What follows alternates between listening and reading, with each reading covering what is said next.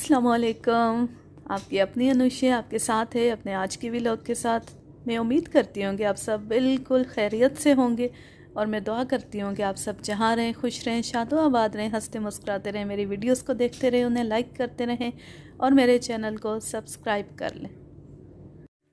Retired DSP Malik Safdar हयात की यादाश्तों से माखूज़, उनकी यादाश्तों पर मबनी एक कत्ल केस की रुदाद हमने सुनानी शुरू की हुई है। इसमें एक इलियास नामी शख्स को एक चौधरी, एक गुरूर व तकब्बर का मारा चौधरी महज इसलिए कत्ल कर देता है कि उसने चलती बस से थूका था और वो थूक उस चौधरी पर पड़ गई थी। तो ये तफ्तीश क्या रुख इख्तियार कर रही है, किस तरफ जा रही है, और आया मलिक साहब सही तरह से तफ्तीश कर रहे हैं या वो महज रस्मी कार्रवाई कर रहे हैं, कमेंट करके ज़रूर बताइएगा। इस कत्ल केस की रुदात का हमारा आज लास्ट पार्ट है और हमारी ये कहानी ख़त्म हो रही है। बहुत चौंका देने वाला इसका अख्तिताम है। आप ज़रूर ये पूरी वीडियो देखें, आपको पता चलेगा कि आखिर हुआ क्या था। वो शहनाज या शमीम असल में कौन थी और वो कहाँ गायब हो गई थी और उसे गायब करने में किसका हाथ था। तो बहुत ज़बरदस्त स्टोरी है, ज़रूर आप एंड तक पूरी वीडियो देखिए। अब चलते हैं अपनी स्टोरी की तरफ। मैंने माजरत ख़ाना अंदाज में कहा, घुमन साहब आपके पास कभी आकर दावत उड़ाएंगे, इस वक्त तो आप हमें इजाज़त ही दें। इधर थाने में नहायत ही अहम नौइयत के काम पड़े हैं, अभी तो चौधरी के चालान की तैयारी भी करनी है। ठीक है, वो जल्दी ही हमारी जान छोड़ने पर आमादा हो गया। उसने कहा, मलिक साहब आपने चौधरी हक नवाज़ खरल पर हाथ डालकर बहुत बड़ा कारनामा अंजाम दिया है, अब अपने हाथ को ज़रा मजबूत ही रखें, ये चौधरी लोग बड़े ख़तरनाक होते हैं। मैंने घुमन की आंखों में झांकते हुए कहा, घुमन साहब जालिम और नाइंसाफ़ चौधरियों की सारी ख़तरनाकी उन लोगों के लिए होती है जो उनके नमक ख्वार होते हैं। अल्लाह के फजलो करम से इस सिलसिले में मेरे हाथ साफ़ हैं और मैंने किसी चौधरी पर नहीं बल्कि एक मुजरिम, एक कातिल पर हाथ डाला है। इस हाथ की गिरफ्त में कमज़ोरी कैसे आ सकती है? आप देखना बहुत जल्द चौधरी हक नवाज़ आपको जेल की सलाखों के पीछे नज़र आएगा इंशाअल्लाह। हम बातें करते हुए थाने के अहाते में आ गए। अचानक मेरे जहन में एक ख़याल आया और मैंने घुमन से पूछा, घुमन साहब आपने अभी बताया है कि मकतूल महीने में सिर्फ़ एक बार अपने गांव जाता था और ये भी कि शमीम की गुमशुदगी से 2 रोज़ कबल वो गांव का चक्कर लगा गया था। उसने असबात में सर हिलाया। मैंने कहा, लेकिन हकीकत ये भी है कि शमीम को वही भगा ले गया था। इसका मतलब तो ये हुआ कि वो गुज़श्ता 4 रोज़ से अपनी ड्यूटी से गैर हाजिर रहा है। इस सूरत में उस आड़ती ने यह मालूम करने की कोशिश नहीं की कि वो अचानक कहाँ चला गया था। मेरा ख्याल है मकतूल ने अपने आड़ती मालिक से कोई माकूल बहाना किया होगा और उससे छुट्टी ली होगी, वरना ये बात छुप नहीं सकती थी। मैं उसकी बात समझ नहीं पाया था। मैंने पूछा, कौन सी बात घुमन साहब? यही उसकी गैर हाज़िरी वाली बात जनाब। घुमन ने वसात आमेज़ लहजे में कहा, अगर आड़ती ने मकतूल के घर वालों से उसकी गैर हाज़िरी के सिलसिले में रब्ता किया होता तो फिर वो खामोशी से नहीं बैठ सकते थे। मकतूल के चची और चचा तो अभी तक यही समझ रहे थे कि वो मंडी कालिकी में अपनी ड्यूटी कर रहा है। इसका वाज़ेह मतलब यह है कि मकतूल ने अपने आड़ती मालिक से कोई माकूल बहाना करके छुट्टी ले रखी होगी।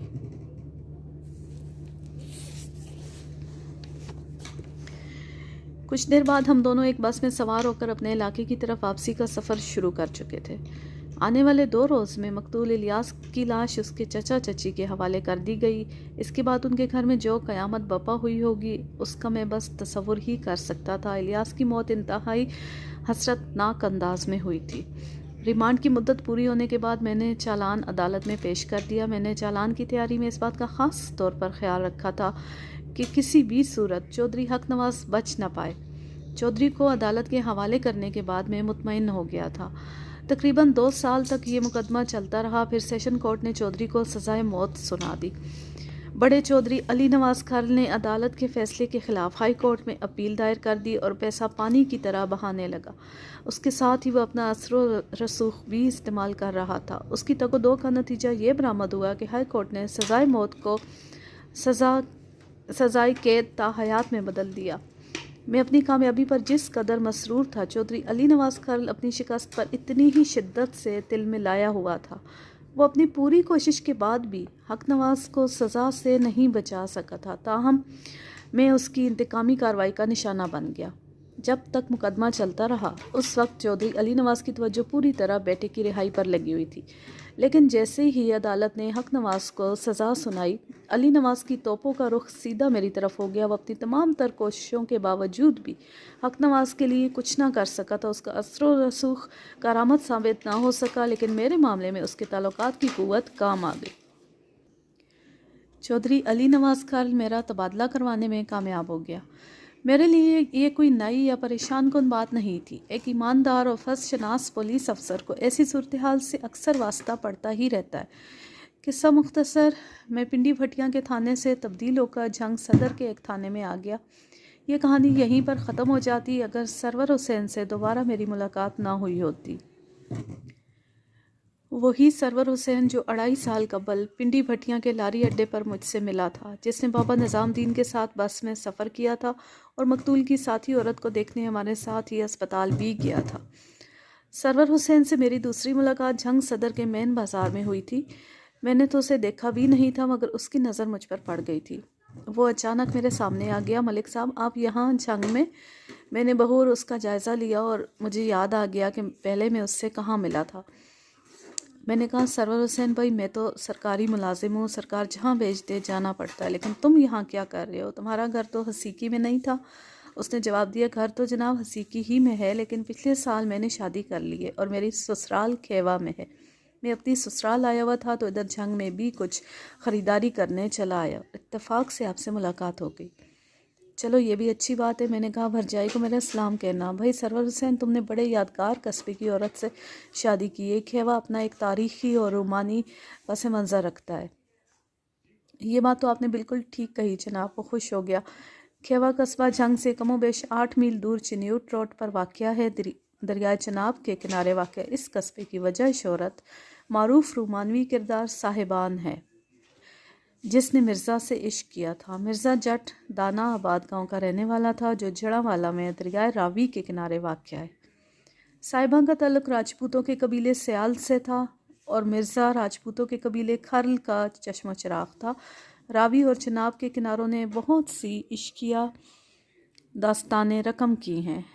میں سرور حسین سے ہاتھ ملا کر رخصت ہونے لگا تو اس نے اچانک پوچھا، ملک صاحب، آپ کو وہ لڑکی تو یاد ہوگی؟ کون سی لڑکی؟ میں نے سوالیہ نظر سے اس کی طرف دیکھا۔ وہی جو مقتول کی ساتھی تھی اور وہاں بے ہوش ہو گئی تھی۔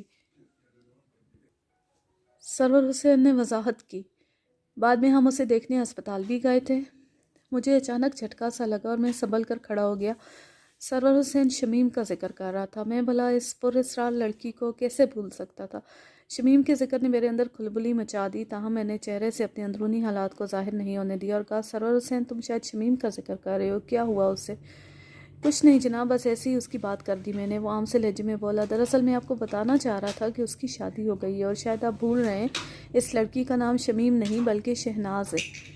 وہ انکشاف در انکشاف کر رہا تھا۔ میں نے اپنی قلبی کیفیات کو پوشیدہ رکھتے ہوئے سرسری سے لہجے میں استفسار کیا، تم اسے کیسے جانتے ہو؟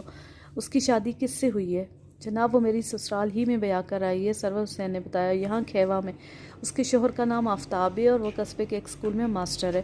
اب تو ماشاءاللہ ان کی ایک بچی بھی ہے اور اتفاق دیکھیں وہ بھی اسی گلی میں رہتی ہے جہاں میری بیوی کا میکہ ہے۔ میں گہری سوچ میں ڈوب گیا۔ سرور حسین کے سوال نے مجھے چونکا دیا۔ ملک صاحب، کمال ہے، آپ نے تو اس بیچاری کو شہناز سے شمیم بنا دیا، آپ کو اس کا نام بھی یاد نہیں رہا؟ میں نے چہرے پر مصنوعی سنجیدگی سجاتے ہوئے کہا، بھائی کس کس کا نام اور چہرہ یاد رکھے، روزانہ درجنوں لوگوں سے واسطہ پڑتا ہے۔ یہ تو آپ ٹھیک ہی کہہ رہے ہیں، وہ بولا، کبھی فرصت ملے تو ہمارے گھر تشریف لائیں نا، میں ابھی 1 ہفتے تک کھیوا ہی میں ہوں۔ پھر وہ مجھے کھیوا میں اپنے گھر کی لوکیشن وغیرہ بتانے لگا۔ وہ نہ بھی بتاتا تو میں اس سے پوچھتا ضرور۔ بہرحال میں نے اس سے گھر آنے کا وعدہ کر لیا اور وہ رخصت ہو گیا۔ دوسرے روز میں سادہ لباس میں کھیوا پہنچ گیا۔ سرور حسین سے ملاقات کا کوئی ارادہ نہیں تھا، میں تو خاص الخاص شمیم عرف شہناز کو دیکھنے آیا تھا۔ وہ ایک معمے کی طرح میرے ذہن سے چپکی ہوئی تھی، تاہم میں نے سرور حسین کے سامنے اپنے احساسات کو ظاہر نہیں ہونے دیا تھا۔ میں نے اسے یہی باور کرایا تھا کہ جیسے مجھے اب شمیم سے کوئی خاص دلچسپی نہ ہو۔ ماسٹر آفتاب کا گھر تلاش کرنے میں مجھے کسی دشواری کا سامنا نہیں کرنا پڑا۔ میں اس وقت اکیلا ہی تھا اور خاص طور پر میں سادہ لباس میں وہاں پہنچا تھا۔ میں نے مطلوبہ دروازے پر دستک دی اور ایک طرف ہٹ کر کھڑا ہو گیا۔ کون ہے؟ کسی عورت کی سوالیہ آواز میری سماعت سے ٹکرائی، لیکن میں نے کوئی جواب نہیں دیا اور اپنی جگہ پر خاموش کھڑا رہا۔ تھوڑی دیر بعد دروازے کے پیچھے آہٹ پیدا ہوئی، پھر کنڈی گرنے کی آواز سنائی دی۔ اگلی لمحے دروازہ کھل چکا تھا۔ گھر کا دروازہ کھولنے والی کو دیکھ کر مجھے حیرت کا شدید جھٹکا لگا۔ میرے سامنے نرس شبانہ کھڑی تھی۔ واو! یعنی اس سارے قصے میں نرس شبانہ پوری طرح ملوث تھی، اور اس وقت کی تفتیش میں وہ اپنے آپ کو صاف بچا گئی تھی۔ کہانی کے بیچ میں میرا تبصرہ بھی سن لیں۔ چلیں اپنی کہانی جاری رکھتے ہیں۔ وہی شبانہ جو پنڈی بھٹیاں کے اسپتال میں شمیم پر نگران خصوصی مقرر کی گئی تھی، لیکن اس کی نگرانی فیل ہو گئی تھی۔ شبانہ کے بیان کے مطابق شہناز یعنی شمیم اس کی غفلت سے فائدہ اٹھا کر اسپتال سے فرار ہونے میں کامیاب ہو گئی تھی۔ شبانہ بھی مجھے پہچان چکی تھی، شاید اس لیے اس نے پھرتی سے دروازہ بند کرنے کی کوشش کی، لیکن میں نے دروازے کے پٹ کو پکڑ لیا اور نرم لہجے میں کہا، گھبرانے کی ضرورت نہیں ہے۔ آپ یہاں کیسے پہنچ گئے؟ وہ لکنت زدہ لہجے میں بولی، آپ کو میرا ایڈریس کس نے بتایا؟ میں نے کہا نا، فکر مند ہونے کی ضرورت نہیں ہے۔ میں نے تسلی آمیز لہجے میں کہا، میں صرف شمیم سے ملنے آیا ہوں، تم پریشان نہ ہو۔ کون شمیم؟ وہ اپنی حالت پر قابو پاتے ہوئے قدر محتاط لہجے میں مستفسر ہوئی۔ یہاں کوئی شمیم نہیں رہتی۔ میں نے کہا، میں اس شمیم کی بات کر رہا ہوں جو تمہارے بھائی آفتاب کی بیوی ہے۔ میری بھابھی کا نام تو شہناز۔ اس نے دانستہ اپنا جملہ ادھورا چھوڑ دیا اور ہراساں نظر سے مجھے دیکھنے لگی۔ میں نے کہا، چلو میں تمہارا جملہ مکمل کر دیتا ہوں۔ تمہاری بھابھی کا نام شہناز ہے نا؟ میں نے ایک لمحہ رک کر کہا، اور اس کا یہ نام بھی تم نے ہی رکھا تھا 2.5 سال پہلے پنڈی بھٹیاں کے اسپتال میں، جب وہ تمہاری تحویل میں دی گئی تھی۔ کیوں؟ میں غلط تو نہیں کہہ رہا؟ آپ پتہ نہیں کیسی باتیں کر رہے ہیں، وہ جذبس ہوتے ہوئے بولی۔ میں نے کہا، میں اس وقت ایک دوست اور ہمدرد کی حیثیت سے یہاں آیا ہوں۔ اگر تم نے مجھ سے تعاون نہ کیا تو مجبوراً مجھے تھانے دار بننا پڑے گا۔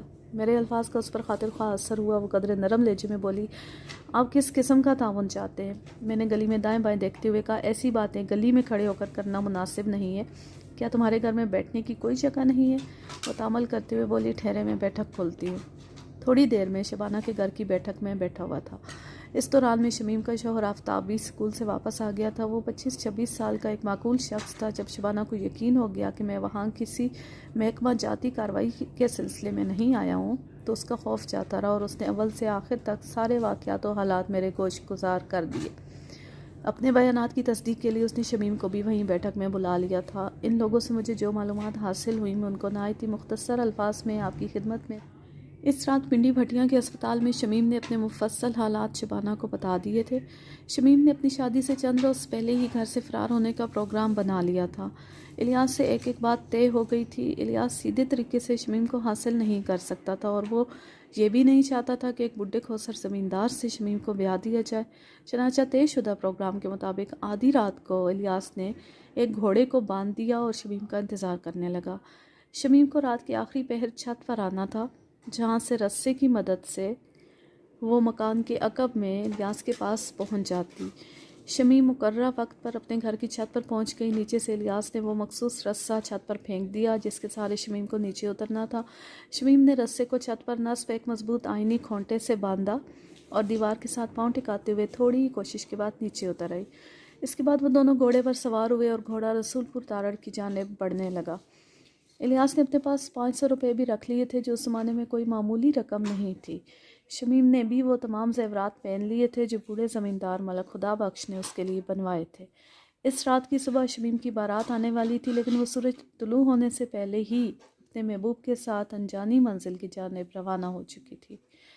ویسے الیاس نے یہ سوچ رکھا تھا کہ وہ سر دست سرگودا میں اپنے دوست ارشاد حسین کے پاس جائے گا، باقی باتیں بعد میں سوچی جائیں گی۔ الیاس نے سرگودا والی بات شمیم کو نہیں بتائی تھی۔ وہ دونوں جب رسول پور تارڑ پہنچے تو دن نکل آیا تھا، پھر وہ بس میں بیٹھ کر سرگودا کی جانب روانہ ہو گئے۔ اس کے بعد پنڈی بھٹیاں کے لاری اڈے پر جو افسوسناک واقعہ پیش آیا، اس کے بارے میں تفصیلاً بتایا جا چکا ہے۔ اسپتال میں رات کے آخری پہر شمیم نے شبانہ کو اپنے تمام حالات سے آگاہ کر دیا تھا اور اس سے مدد کی درخواست بھی کی تھی۔ اس کی شدید خواہش تھی کہ وہ واپس نہ جائے اس کا ساتھی موت سے ہمکنار ہو چکا تھا، وہ بےگھر اور بے سہارا ہو گئی تھی۔ شبانہ نے اسے بتایا کہ اگر وہ اسپتال ہی میں رہی تو پولیس والے اسے ضرور واپس اس کے گاؤں بھیج دیں گے۔ اس پر شمیم اس کے قدموں میں گر گئی اور روتے ہوئے التجا کی کہ وہ اسے کہیں غائب کر دے۔ اس کے بعد ہی شبانہ نے شمیم کو اسپتال سے غائب کرنے کا منصوبہ بنایا تھا۔ شمیم کو شہناز کا نام بھی اسی نے دیا تھا۔ باتھ روم والا ڈرامہ رچا کر شبانہ نے شمیم کو اپنے کوارٹر میں چھپا دیا۔ وہ اسپتال کے کوارٹر میں رہتی تھی اور ہفتے وار چھٹی پر ہی اپنے گھر کھیوا جایا کرتی تھی۔ جب شمیم کی تلاش کا ہنگامہ سرد پڑ گیا تو شبانہ نے نہایت رازداری کے ساتھ شمیم کو کھیوا پہنچا دیا۔ گزشتہ 1 سال سے وہ اسپتال کی نوکری چھوڑ چکی تھی اور اب گھر ہی میں رہتی تھی۔ آفتاب و شمیم کی شادی بھی شبانہ ہی کی کوشش سے ہوئی تھی۔ اس طرح اب شمیم ان کے خاندان کا ایک فرد بن کر زیادہ محفوظ ہو گئی تھی۔ یہاں کھیوا میں سب لوگ اسے شہناز کے نام ہی سے جانتے تھے۔ یہ تمام واقعات سنانے کے بعد شبانہ نے کہا، ملک صاحب، میں نے آپ کے سامنے کسی غلط بیانی سے کام نہیں لیا اور میں نے جو کچھ بھی کیا خلوص نیت اور ہمدردی کے جذبے کے تحت کیا۔ اگر شمیم جو اب شہناز ہے واپس منڈھورا چلی جاتی تو اس کا لالچی باپ 10 ایکڑ اراضی کے عوض اسے ملک خدا بخش کے حوالے کر دیتا۔ میں نے شہناز کی درخواست پر اس کی زندگی بنانے کی کوشش کی اور آپ دیکھ رہے ہیں کہ اپنے شوہر و بچی کے ساتھ خوش بھی ہے۔ اگر آپ میرے اس عمل کو جرم سمجھتے ہیں تو مجھے گرفتار کر سکتے ہیں۔ بات ختم کرتے ہی شبانہ نے اپنے دونوں بازو میرے سامنے پھیلا دیے۔ شمیم تڑپ کر آگے بڑھی اور گلوگیر آواز میں بولی، باجی شبانہ کا اس میں کوئی قصور نہیں ہے۔ اگر گرفتار ہی کرنا ہے تو مجھے گرفتار کریں، اس تمام قضیے کی جڑ میں ہی ہوں۔ پھر اس نے بھی اپنے باہیں میرے سامنے پھیلا دی۔ آفتاب ایک جانب خاموش بیٹھا تھا۔ میں نے گمبھیر آواز میں کہا، تم دونوں اپنے بازو سمیٹ لو۔ ان دونوں نے تعجب خیز نظروں سے مجھے دیکھا۔ میں نے شمیم کو مخاطب کرتے ہوئے کہا، شمیم، تمہیں تو آفتاب نے اپنی محبت کی زنجیر میں گرفتار کر رکھا ہے۔ کیا یہ اسیری تمہیں پسند نہیں جو میرے ہاتھوں گرفتار ہونا چاہتی ہو؟ شمیم کے چہرے پر حیا کی سرخی نمودار ہوئی اور اس نے گردن جھکا دی۔ میں اٹھ کر کھڑا ہو گیا اور اپنی جیبوں کو ٹٹولنے لگا۔ شمیم کی 1 سالہ بچی اس کی گود میں سے جھانک کر میری طرف دیکھنے لگی۔ میں نے جیب سے کچھ کرنسی نوٹ نکال کر بچی کے ہاتھ میں تھما دیے۔ شمیم نے فوراً وہ رقم بچی کے ہاتھ سے لے لی اور حیرت آمیز لہجے میں بولی، اتنے زیادہ پیسے؟ کتنے ہیں؟ شبانہ تجسس آمیز لہجے میں بولی۔ میں نے کہا، 50 روپے میری طرف سے بچی کے لیے ہیں اور باقی 500 مقتول کی امانت کے طور پر میرے پاس رکھے تھے جو اس کی جامع تلاشی سے برآمد ہوئے تھے۔ ان پر صرف اور صرف شمیم کا حق ہے، حالانکہ میں یہ رقم شہناز کو دے رہا ہوں۔ آخری جملہ میں نے مسکراتے ہوئے ادا کیا تھا۔ شمیم تو اپنے محبوب کے ساتھ ہی ختم ہو گئی تھی، صاحبہ کی طرح۔ وہ تینوں ہکا بکا مجھے دیکھ رہے تھے۔ میں نے انہیں خدا حافظ کہا اور وہاں سے چلا آیا۔ اس وقت میں ایک ناقابل بیان روحانی سکون محسوس کر رہا تھا۔ محبت کرنا کوئی جرم نہیں ہے۔ 400 سال بعد صاحبہ کی تاریخ کو دہرانے والی محبت کی متولی شمیم کو میں کس جرم میں گرفتار کرتا؟ قتل کیس کی یہ روداد اپنے اختتام کو پہنچی۔ آپ کمنٹ کر کے ضرور بتائیے گا کہ آپ کو یہ روداد کیسی لگی۔ اس روداد کا ایک مثبت پہلو یہ نکلتا ہے اس میں سے کہ قاتل بالآخر اپنے انجام کو پہنچا۔ حالانکہ وہ ایک اثر و رسوخ والا شخص تھا، ایک چودھری تھا، اس کے بہت زیادہ تعلقات تھے، اس کے پاس پیسہ تھا، لیکن اس سب کے باوجود پھانسی نہ سہی لیکن عمر قید ہوئی اسے۔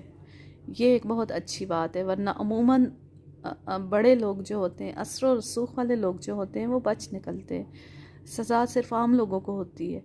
اب میں لیتی ہوں آپ سے اجازت۔ جہاں رہیں خوش رہیں، شاد و آباد رہیں، ہنستے مسکراتے رہیں، میری ویڈیوز کو دیکھتے رہیں، انہیں لائک کرتے رہیں اور میرے چینل کو سبسکرائب کر لیں۔ ملتے ہیں کسی اگلی روداد کے ساتھ، یا اپنے کچن میں کسی نئی ریسیپی کے ساتھ، یا پھر کسی اچھی سی شاعری کے ساتھ۔ اللہ حافظ، اللہ نگہبان۔